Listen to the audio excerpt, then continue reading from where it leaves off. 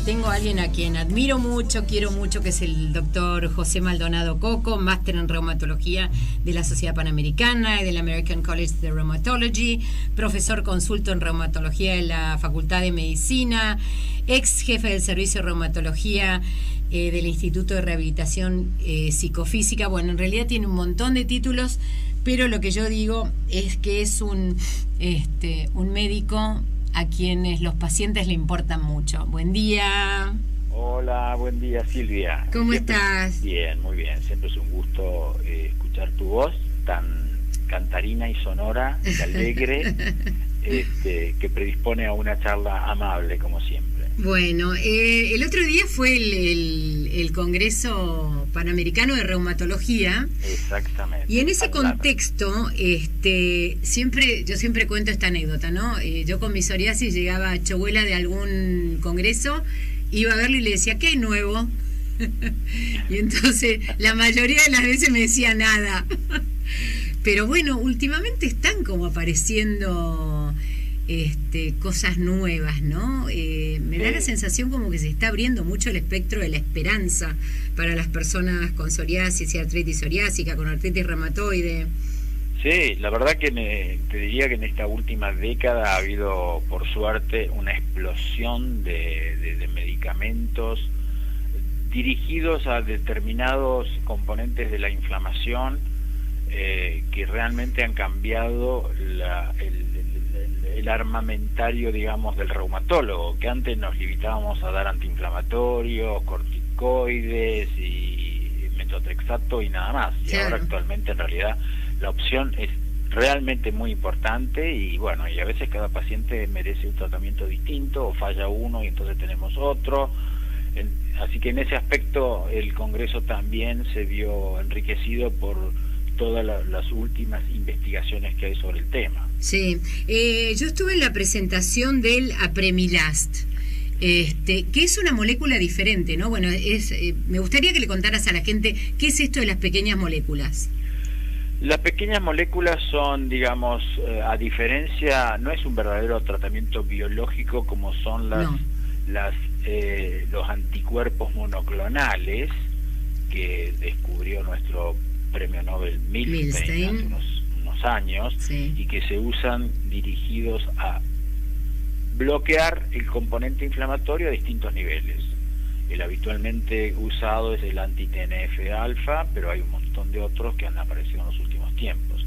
Y las pequeñas moléculas en realidad tienen la ventaja de que en vez de ser inyectables son orales, se tienen que tomar todos los días generalmente, como una pastillita más o menos, a veces suplantando otras, y que además van directamente al núcleo de la célula y ahí dan cierto tipo de señal que disminuyen la inflamación, es decir, que es realmente una cosa muy novedosa y además hay distintas variedades que estos anti-JAK se llaman, que bloquean el JAK1, el JAK2 o el JAK3 y cada uno tiene distintas variaciones y a veces eso también diferencia el tipo de patología al cual van dirigidos. Algunos van más a la artritis reumatoidea, otros están evaluando en artritis psoriásica y parecen dar buen resultado también. Así que, bueno, esa es una línea de investigación muy nueva. Muy bien. A los anteriores. Muy bien. ¿Y qué son las citoquinas? Que hablan tanto de ellas. Las citoquinas en realidad son componentes normales de la fisiología de la inflamación que son segregadas por células, generalmente los linfocitos, de los cuales hay distintos tipos, y las citoquinas pueden ser proinflamatorias, es decir, ayudar a la inflamación, o puede ser antiinflamatorias. Entonces, cuando una inflamación como una artritis, en general todas las artritis se desencadenan, no sabemos muy bien por qué, pero cuando se desencadenan las citoquinas empiezan a proliferar y generalmente se produce un desbalance entre las proinflamatorias y las antiinflamatorias. Las proinflamatorias son las que predominan y son las que producen la inflamación, la perpetúan y con el tiempo, obviamente, además del dolor, la hinchazón en las articulaciones va produciendo daño en el cartílago y eso produce deformidades, limitaciones, en fin, todo lo que trae acarreado, digamos, el daño de las articulaciones a largo plazo. O sea que estaría bien decir que es como una superactuación de las citoquinas por lo que pasa esto. Exactamente, sí. Es un desbalance de las proinflamatorias, y de esas hay muchas. Y todos los días la inmunología avanza descubriendo algunas nuevas.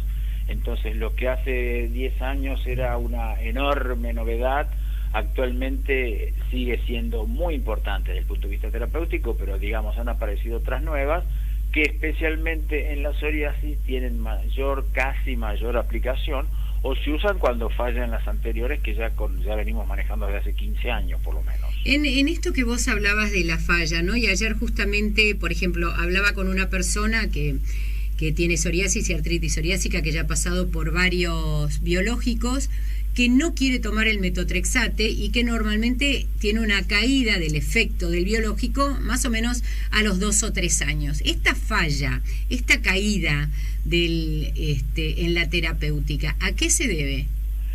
Eso se llama falla secundaria. Es decir, en ese tipo de tratamientos puede ser primaria la falla, es decir, hay pacientes que directamente no responden y después de 1 mes, 2 meses o 3 meses uno se da cuenta y la suspende y lo pasa a otro. Y la falla secundaria es cuando aquel paciente tiene una buena respuesta y lo recibe y está muy bien controlado, prácticamente en curación, sí, exacto. Durante 2, 3, 5 años. Y en algún momento empiezan a perder efecto. Lo que se sabe de esto es que muchos de esos pacientes desarrollan anticuerpos contra el medicamento. Claro. Entonces, en realidad, eso ocurre más en psoriasis porque se usa menos el metotrexate. Claro. Ocurre quizá menos en artritis reumatoidea porque los pacientes toman, además del biológico, toman metotrexato, que lo toleran mucho más que los psoriásicos. Los psoriásicos generalmente tienen más intolerancia, elevan las transaminasas, problemas hepáticos, etcétera.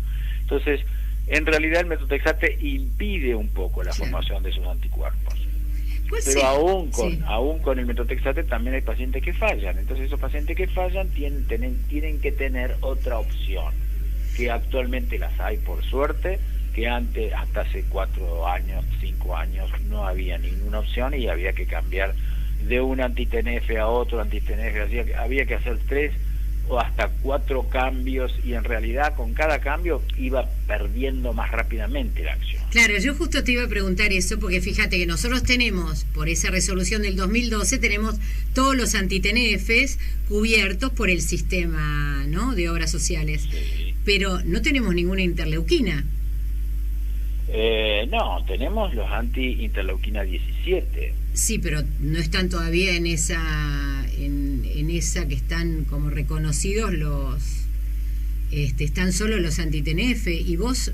No, Silvia, yo por lo menos como no, están cubriéndolas, pero no sé si está escrito, la verdad que no sé, pero yo sé que en el país están aceptadas por ANMAT. Eso sí. Las obras sociales, sobre todo ciertas obras sociales de recursos más escasos, siempre tienen algún problema o hacen la cosa un poco más difícil, pero en realidad los costos son exactamente iguales unos que otros. Sí, ya lo sé. En definitiva, e incluso algunas de las nuevas son más baratas que las anteriores, porque se dan una sola vez por mes y porque la dosis se va bajando de acuerdo a la respuesta del paciente, lo cual me llama la atención que digas eso. Pero de todos modos, por ejemplo, el secukinumab, que es un inhibidor de la interleuquina 17, el ustekinumab, que inhibe la 12-22, otra interleuquina, están aceptados y están indicados para psoriasis piel y artritis psoriásica. Sí, lo sé, y está pasando que últimamente están negándose a dárselos. Bueno, y lo estamos viendo ahora. La crisis está llegando a ese nivel. Exactamente, lo estamos viendo ahora, y de pronto, ver que como una persona se brota tremendamente porque dejaron de darle la medicación, o sea que volvemos un poquito a la lucha que tuvimos inicial. A la lucha inicial, exactamente, sí, increíblemente, sí. Pero estamos volviendo a eso. Es lamentable, pero yo creo que en este caso el médico prescriptor tiene que tomar un poco las riendas, sí. Llamar al auditor médico de la obra social, plantearle las cosas, mandarle la literatura, mandarle las guías de tratamiento. Exacto. Que a nivel internacional se usan, tanto en Estados Unidos como en Europa, y están todas aprobadas, sí. De las cuales estamos hablando. Y lo mismo que la Premilast, que en realidad recién se larga en Argentina, así que mucha experiencia local no hay, pero también viene con muy buen, con muy buena prensa, sí. Desde el punto de vista médico, sí, investigación. Sí. No, y ya tiene como 2 años o un poco más. De empleo afuera, de empleo en EMEA probablemente sea 2 años, pero en Estados Unidos debe llevar ya como 4. Lleva 4 años por lo menos. Sí. Así que, bueno, doctor, se nos acabó el tiempo. Muy rápido. La verdad que sí. ¿Había alguna, dame un minuto más, hubo alguna otra medicación nueva que se presentara, además de la Premilast? ¿Qué pasa con los biosimilares? Uy, eso es un programa entero. No, el tema de los biosimilares es un problema es un programa ético, entero. Sí. Político, económico, etcétera, porque si salen biosimilares que valen realmente mucho menos que el original, porque es una supuesta copia que nunca es una copia exacta. No, exacto. Las obras sociales van a terminar imponiéndole a los médicos o queriendo imponerles usarlos, pero bueno, eso también vamos a ver cómo se maneja en este país. Todavía no hay suficiente experiencia. En otros países el que decide es el médico si seguir con el original o cambiarlo al biosimilar, que es una copia del original. Pero en fin, y ha habido otros anti-interleuquina 6, que está en realidad ya hay una en el mercado, pero las pruebas en artritis psoriásica no han sido buenas. Hay otro monoclonal de interleuquina 6 que también está saliendo y se están haciendo evaluaciones en psoriasis, pero de todos modos todavía no tenemos, digamos, la respuesta en cuanto a qué porcentaje de pacientes se benefician realmente. Bueno, de eso lo vamos a ir hablando de a poco en el futuro. Mil gracias, doctor Maldonado Coco. Silvia, un cariño grande. Un abrazo grandote.